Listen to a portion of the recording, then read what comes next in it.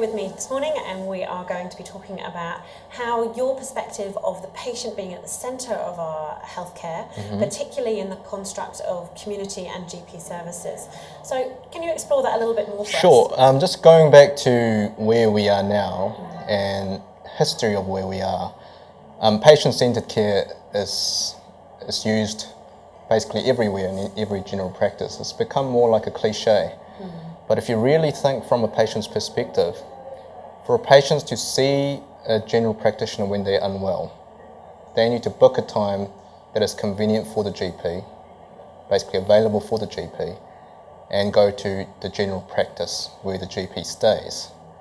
So none of the patient interactions and the care is actually given patient-centred time or at their place. And to be honest, and being able to see a GP is hard enough. It takes about generally 3 to 4 hours of planning and their time, because although the appointment itself is maybe 10 to 15 minutes, for you to see a GP, you need to call them up, you need to drive there, tell your work, then you have to rearrange your busy lifestyle already, because most GPs are not open at late hours, and they're not really approachable in a sense unless you actually get there. And that's a problem, because at the end of the day, you're able to treat the reactiveness of your problem. Say you've got a headache. But now the world is becoming more proactive. You've got more information to prevent health problems now. But you'll never have enough time to do that. So I can see that you're wanting to turn that on its head. Yeah. How do you see that happening?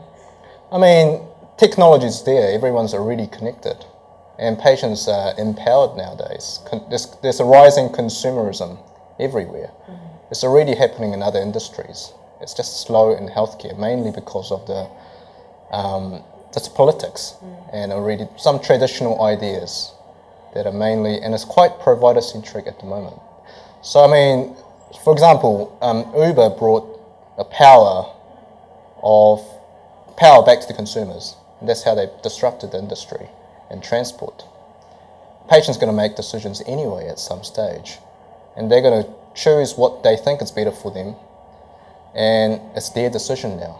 It used to be the provider's decision, because we thought we were quite paternalistic. We were sort of the gods that make decisions for people, but now the world has changed.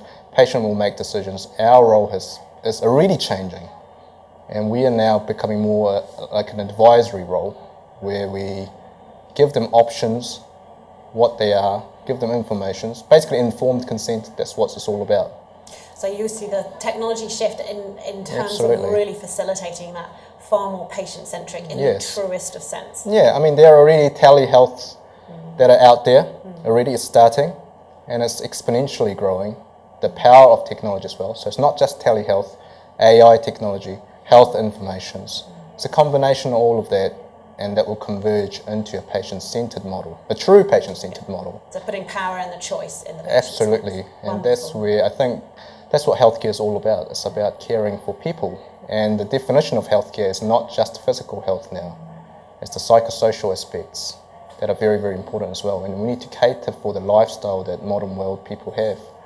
Absolutely. And yeah, I mean, online banking's been out for more than 10 years now.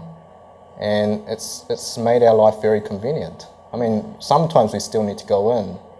I think similar things should happen to general practice or primary healthcare in general. That's a great challenge to leave us with. Thank you very much, yes, John. Thank you very much. Thank you.